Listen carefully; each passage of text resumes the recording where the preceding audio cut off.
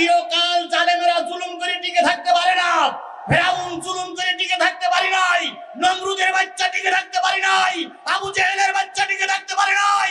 আজও পৃথিবীতে যারা জুলুম করতেছে একদিন তোমরা তুলোর মতন উড়ে যাবে।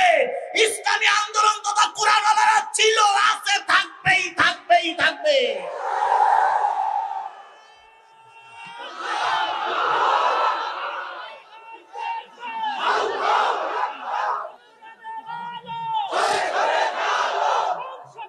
সুতরাং সকল ক্ষেত্রে শুকরিয়া আদায় করব কার?